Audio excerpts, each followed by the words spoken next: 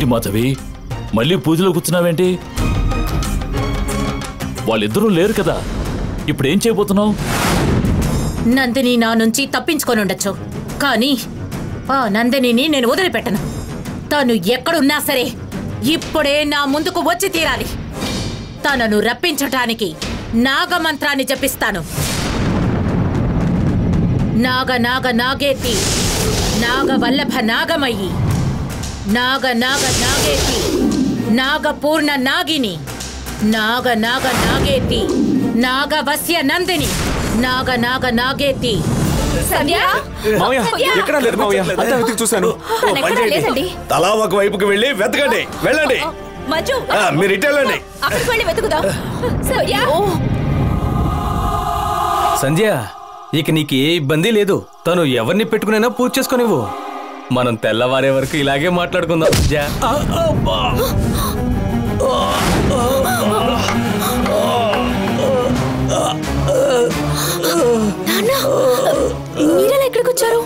నేను తర్వాత చెప్తానమ్మా. ముందు వాళ్ళ కళ్ళబడకుండా మనం ఎటైనా వెళ్ళి దాక్కుందాం. పద.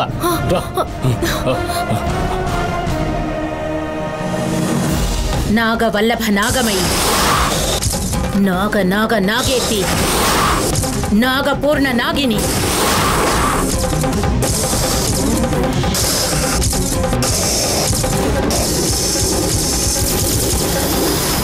ఆ రోజులాగే మాధవి నన్ను మంత్రం జపించి లాగడం మొదలుపెట్టింది. ఏదైనా గుడికి వెళ్తే మాధవి చెప్పే మంత్రం నాకు వినిపించదు. ఇప్పుడు అన్ని గుడులు మూసేసే ఉంటాయి. నేనేదో గుడిలోకి వెళ్ళి తలదాచుకుంటాను.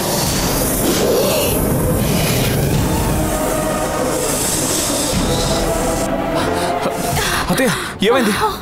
అక్కడెక్కడా లేదు. అక్కడ కూడా లేదు అల్లుడు. ఓ పని చేయండి, ఆడవాళ్ళంతా బంగ్లాకి వెళ్ళిపోండి. అల్లుడు, నేను వెతుకుతూ ఉంటాను. మీరు వెళ్ళి పోలీసులకు కంప్లైంట్ ఇచ్చారండి. సరే వెళ్ళు, మీరు బంగ్లాకి వెళ్ళండి. కావడం లేదు. ఇవాళ అమావాస్య. మాధవేమో అక్కడుంది. తను తప్పకుండా నందినిని కనిపెట్టడానికి ఏదో ఒకటి చేస్తుందని తెలుసు. అందుకే నేను బంగ్లాకి వచ్చాను. నువ్వు పూజలో ఉన్నావమ్మా. నందినేమో పక్కనే ఉండి అవస్థపడుతోంది. అప్పుడు హఠాత్తుగా మూర్తి ఎవరికీ తెలియకుండా నిన్ను ఎత్తుకు వెళ్లడం నేను చూశాను. అందుకే నేను నీ వెనకాలే వచ్చాను. చాలా మంచి పని చేశారు నాన్న. ఇది మన మంచికే. ఇప్పుడు తను నన్నే నందిని అనుకుంటూ ఉంటుంది. నందిని ఏ దిగులు లేకుండా ఎక్కడికైనా వెళ్లి పాముగా మారిపోతుంది.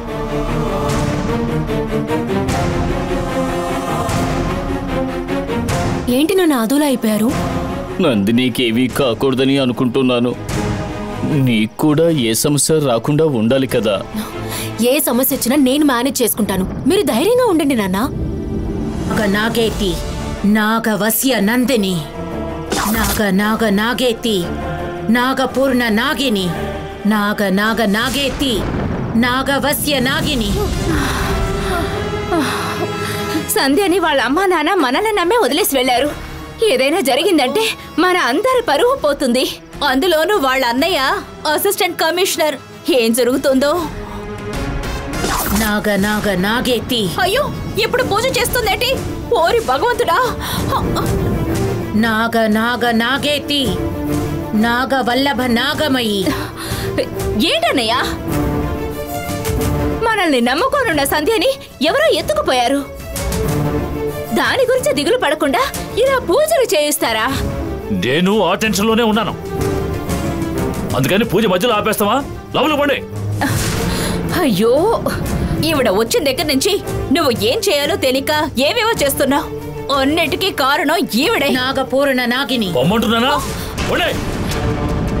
అన్నయ్య, అన్నయ్యని పూర్తిగా మార్చేసింది అంతా మన తొలరాత.